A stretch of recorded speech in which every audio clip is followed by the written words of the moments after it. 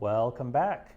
As some of you know, I was out having a surgery, but I am back and I'm mostly recovered now. Before I left for that, I made a dagger with my daughter and we filmed the whole thing. It's entirely out of her imagination, and her main request was that it had a flamberg wavy blade. And I've got a new tool that I'm going to use to try to accomplish that, and we'll see that a little later in the video, so let's check it out. We are starting with laying out the bevels because I accidentally deleted the footage of profiling the blade. This is a marking gauge. It's a tool that's designed to help you scribe the bevels on the edge of your blade. There are a few ways to use this, but in our case we're going to set this pin height to a little less than half of the thickness of the blade. And then we'll scribe down the edge on both sides. That will leave a small gap in between. That gap will be what's left over of our edge after we grind. I'm punching in half of the thickness and half of the width at the base of the blade into a triangle calculator, and that's going to give us the 14-degree bevel. She's set the table on the belt grinder to that same 14 degrees, and she's using that as a reference while she grinds the bevels into the blade.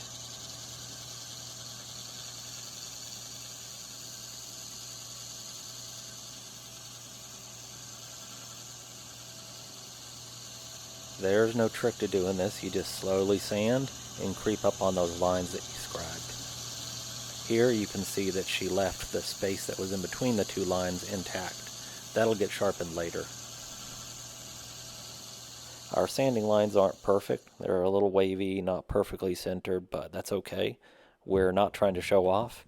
We can just as easily get those right by sneaking up on it with some files. Here she's reestablishing that center line, and then we're going to grab some files and get to work.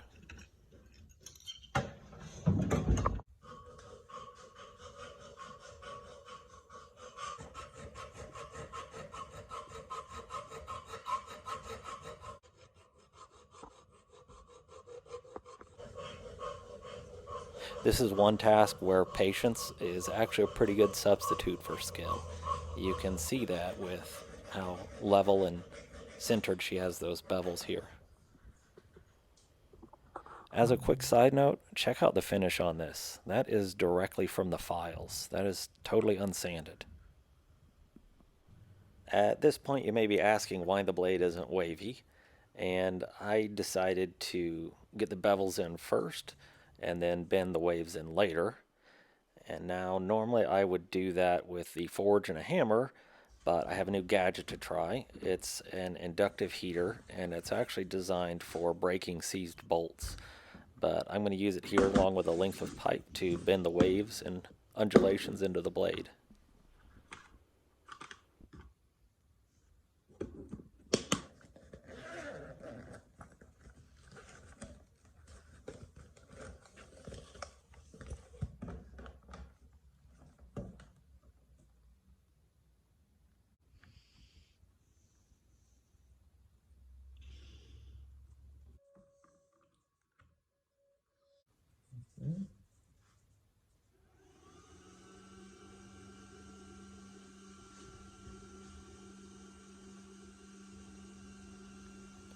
The microphone didn't pick her up, but my daughter's just off camera here telling me where and how much to bend.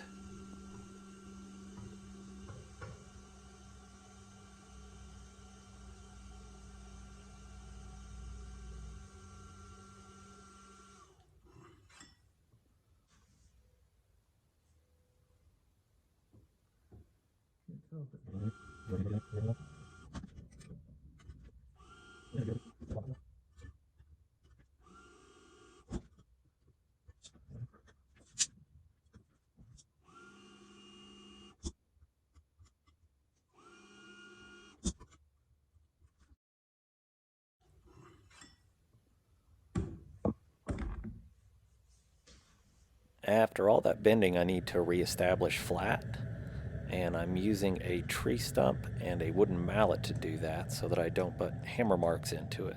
We're pretty close to the final shape on the blade, and I don't want to mess that up now.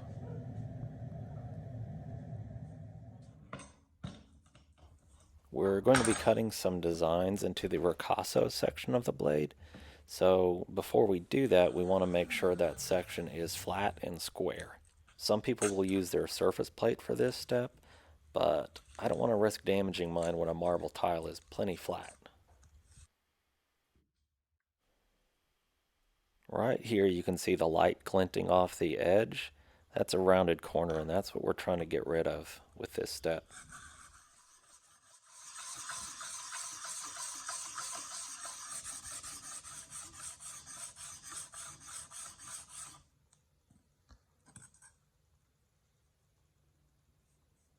And that is looking flat enough for us to move on. We're going to be using my favorite red Dicom to lay out the cut lines. It's my favorite because that's all they had for sale on Amazon at the time.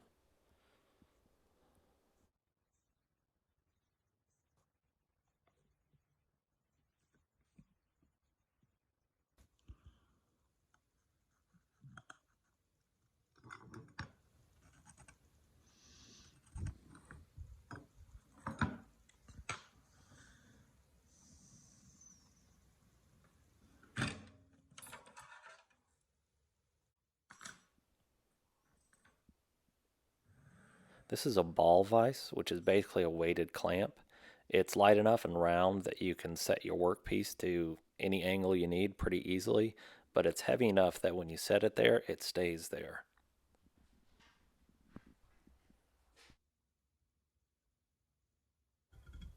Once I've got it all clamped in, she starts by establishing the cuts with a triangle file right across the corner of the ricasso. Once she has those cuts laid out perfectly, you kind of rock the file downwards and extend that cut all the way across the face of the blade.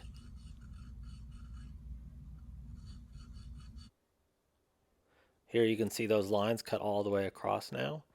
Now we can use a combination of a chainsaw file and the triangle file to continue to shape those into the exact profile that we want.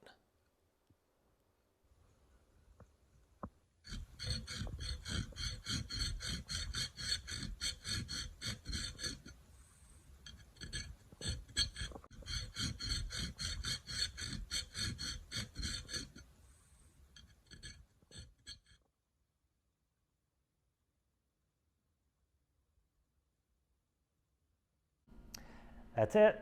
Next week, we're going to work on heat treating the blade. So if you're interested in seeing that, click that subscription button and the notification bell. Is it on this side?